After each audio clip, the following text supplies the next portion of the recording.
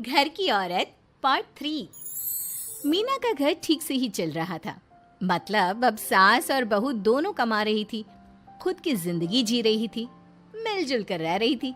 लेकिन कहते हैं ना, दुख के दिन नहीं टिके तो सुख के दिन कैसे। अरे मंगलू, कहाँ है? कितने दिनों से गांव नहीं आया माँ की खोज खबर लेने। तभी मीना आ जाती है। अरे दादी साहब, कैसे आना हुआ? बताया नहीं हम स्टेशन आ जाते। ये बोलते हुए मीना अपनी दादी सास के पैर छूने के लिए झुकती है कि दादी सास जोर की लात मारती है। बड़ी आई, कैसे आना हुआ? मेरे पति का मकान है ये। और तेरे बाप ने क्या दिया जो तू पूछ रही है, हैं? और ये क्या पहना है? न साड़ी न सर पर पल्लू, बात बात पर जबान खुलती है। दादी सास बोलना रोक ही नहीं रही थी। मीना को गुस्सा आने ही वाला होता है कि उसकी सास आ जाती है। क्या बात है मीना, कौन चिल्ला रहा है? मैं हूँ मंगलू की दुल्हन। बहुत चपर चपर कर रही है ये मीना बहू। इसकी जुबान पर लगाम लगवा ले। मम्मी जी, मेरी बहू है, घोड़ा थोड़ी ना है जो लगाम लगवा दूं। तभी वहां मंगलू यानी कि मीना का ससुर आ जाता है और मीना की सास को एक जोर का तमाचा लगा देता है। वाह, जुम्मा जुम्मा 2 दिन हुए नहीं कमाना शुरू किए, मेरी माँ के सामने होशियार बन रही है। मैंने बुलाया है माँ को, ये रहेंगी तो कम से कम इस घर की औरतें औकात में रहेगी। अरे जब से कमा रही है सर पर चढ़कर नाच रही है। चिंता न कर मंगलू, मैं आ गई हूँ ना। दोनों को लाइन में लगा कर रखूंगी। दोनों बहू ने मेरे मंगलू की जिंदगी खराब कर रखी है। तभी वहां पोता यानी कि मीना का पति आ जाता है। पोता जो कि दादी का दीवाना था। दादी दादी, मुझे क्यों नहीं बताया कि आप आने वाले हैं? मैं गांव आ जाता कार लेकर आपको लेने। अरे तू तो जानता ही है, कार में बैठ नहीं पाती। पता नहीं, बहुत दिनों से लग रहा था कि तू और मंगलू परेशान है। आज मन नहीं माना तो आ ही गई मैं। देख, यहाँ आकर पता लग रहा है। क्या पता लग रहा है दादी? यहाँ तो सब ठीक है, किसी को कोई परेशानी नहीं है। क्यों माँ, क्यों मीना, क्या हो गया? इन दोनों को क्यों परेशानी होगी? इन लोगों ने तो परेशान करके रखा है। माँ और मीना के बारे में कैसी बात कर रहे हैं पापा? क्या हो जाता है आपको रह रहकर? तू तो खाना बना बना कर बेशर्म हो गया है, लेकिन मैं नहीं। मेरी माँ आ गई है अब इस घर में। अब यहाँ सब वैसे ही रहेंगे जैसा मैं चाहता हूँ। देख मंगलू, तेरी बहू काम करती है तो मुझे कोई लेना देना नहीं है, लेकिन मेरी बहू कोई दर्जी का काम नहीं करेगी, साफ साफ बोल रही हैं। लेकिन दादी साहब, वो तो बहुत अच्छा बुटीक चला रही हैं। बहुत अच्छा चला रही है, लेकिन हम लोगों ने अपने घर की बहू से ना काम नहीं करवाना। अरे इसके बाप को शादी के वक्त ही बोल दिया था। और इसके बाप जिन्होंने दहेज में एक साइकिल दी थी ना, कैसे हाथ जोड़कर कह रहा था, मेरी बेटी आपके घर आ गई, इससे सौभाग्य कुछ नहीं। अब देखो इसकी बेटी, बहू आ जाने के बाद सर पर चढ़ रही है मेरे मंगलू के। मीना जो कि सास की बुराई सुनकर परेशान हो जाती है। दादी सा, छोटा मुंह बड़ी बात। लेकिन क्या पिताजी ने आपको बताया नहीं? सासू माँ ने अपने पैसे से ससुर जी के जन्मदिन में कार दी थी। ससुर जी इतने साल से स्कूटर से जाते थे, अब कार से जाते हैं। क्यों ससुर जी, बताया नहीं आपने? क्यों रे मंगलू, कार ले ली तूने? मुझे तो तू पैसे भी नहीं भेज रहा। 2 महीने से कैसे कैसे दिन काट रही थी और तू यहाँ कार से घूम रहा है। आप भी सासू माँ को अपने बैंक अकाउंट की डिटेल दे दीजिए दादी सा, वो डाल दिया करेंगी पैसे आपके अकाउंट में। क्यों सासू माँ?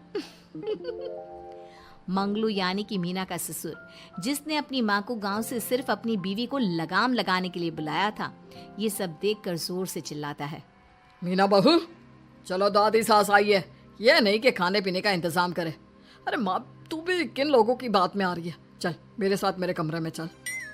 ससुर अपनी माँ को लेकर कमरे में चला जाता है और दोनों बैठकर वैसे ही पंचायत शुरू कर देते हैं जैसे कोई बहू अपनी माँ से सास की बुराई कर रही हो। देख मंगलू, गलती तो तेरी ही है जो तूने घर की जनानियों को काम के लिए बाहर निकाला। दूसरे तेरे पापा को देखा था, कभी मुझसे फालतू बोलते। अरे मरते दम तक तेरा बाप मेरी मुट्ठी में रहा है, यही सिखाया था मैंने तुझे। क्या बोलूं माँ, जब से ये मीना बहू घर आई है ना, इसने घर का सारा इतिहास भूगोल बदल कर रख दिया है।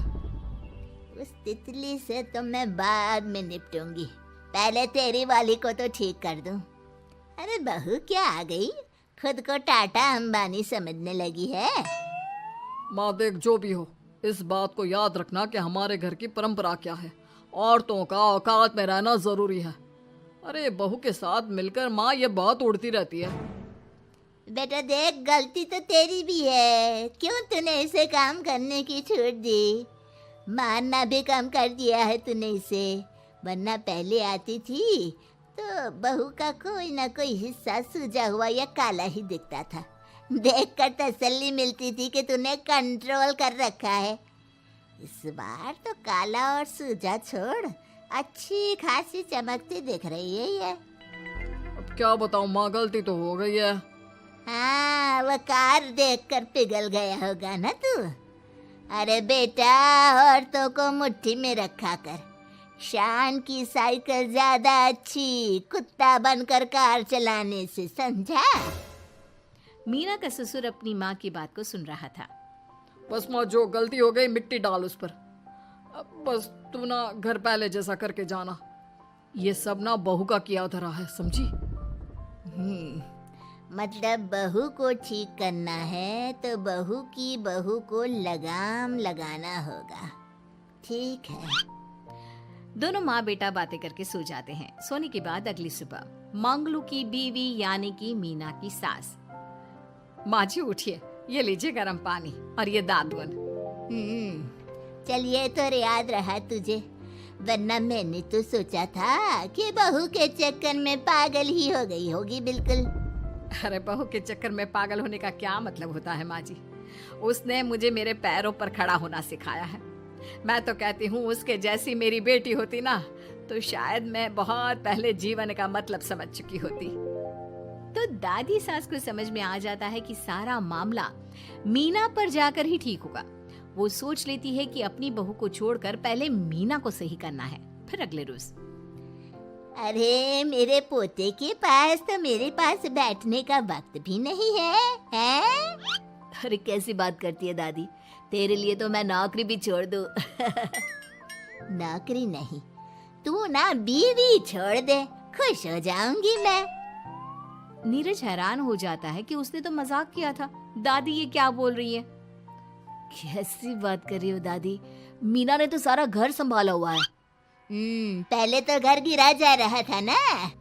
तेरी मीना के आने के पहले ना घर में चूल्हा जल रहा था, ना कोई रोटी खा रहा था, क्यों? नीरज को दादी बीवी के खिलाफ खूब कान भरती है। तू सही कह रही है दादी, औरत पैर की जूती और हाथ की मुट्ठी में ही ठीक लगती है। मीना ने ना सिर्फ घर का माहौल बिगाड़ा, माँ को भी पिताजी की इज्जत करनी छुड़वा दी। अब ठीक बोल रहे हो, घर को बिगाड़ने की मेन जिम्मेदार तो मीना ही है दादी। अभी उसे ठीक किए देता हूँ। तभी वहाँ पिता भी आ जाता है।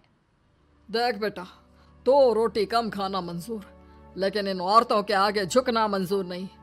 तेरी दादी ने घर की परंपरा बनाकर रखी, मजाल कि मेरा बाप मेरी माँ के सामने कुछ कह लेता। पर पापा एक बात पूछनी थी। रहने बेटा, तू ना कंफ्यूज है जीवन में, तू ना कंट्रोल कर पाएगा अपनी जनाने को। मंगलू, मेरी तो टिकट ही करा दे गाँव की।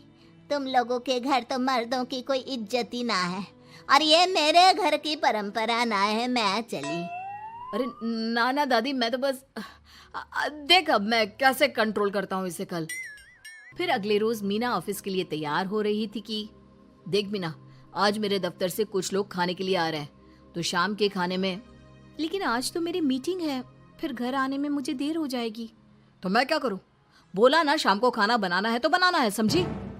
मीना को पति की बात अजीब लगती है, पर वो दादी सास के सामने कोई भी ड्रामा क्रिएट करना नहीं चाहती थी।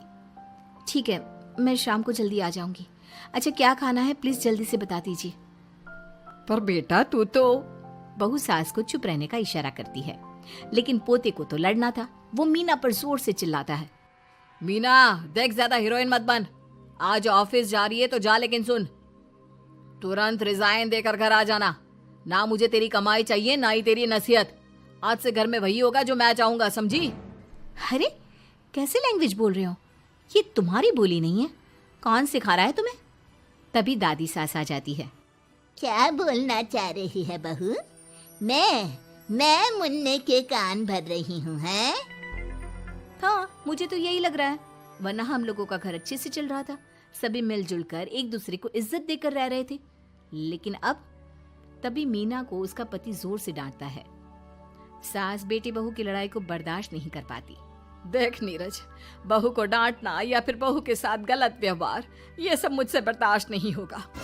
वाह रे वाह, सारी जिंदगी जो पति की डांट और मार खाती रही, अब बहू को थोड़ी सी डांट क्या पड़ी, गुस्सा आ गया। हाँ माँ, क्या हो गया? मैंने तो मीना को कहा कि देख नीरज, मेरी बहू को कुछ नहीं कहेगा तू। ये माँ ही होती है जो अपने बेटे को औरतों की इज्जत करना सिखाती है, लेकिन कोई औरत अपने बेटे से बहू को मारना या डांटना सिखाए तो ये शर्म की बात है। मैं नहीं चाहती कि तू औरतों की इज्जत ना करे, जबकि मैं खुद एक औरत हूँ। दादी सास बहू की बात सुनकर शर्म से सर नीचे कर लेती है। सच कहा सासू माँ, एक रानी ही अपने बेटे को राजकुमार की तरह पालती है, जो दूसरी औरतों का सम्मान करे। काश दादी सास भी पिताजी को अच्छे संस्कार दे पाती। मीना की बात सुनकर दादी सास उन लोगों से माफी मांगती है। मैं समझ गई बहू, औरतों की बेइज्जती करने को घर की परंपरा समझती थी, झूठी शान समझती थी। वो सब गलत है। औरतों की इज्जत से घर में माँ लक्ष्मी और सरस्वती का वास होता है। मुझे माफ कर दो।